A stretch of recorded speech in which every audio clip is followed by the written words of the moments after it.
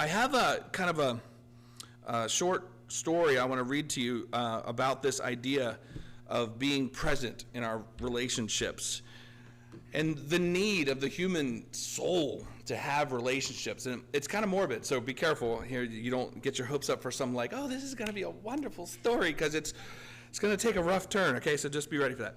It goes like this. There was a language experiment that was conducted by the Roman Emperor Frederick II. This is in the 13th century, 1300s. 13th century, let me be clear about that. So that was the 1200s. He wanted to know what the original language of Adam and Eve was. This is a true story.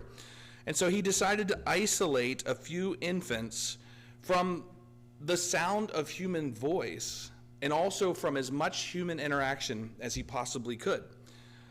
So there was nurses that were paid to come and to feed and to wash the infants, but they were sworn to silence and to not have any other interest in these children other than feeding and washing them, and that was it. So these nurses came in, they did this, and within months, every one of the children died. It's a true story.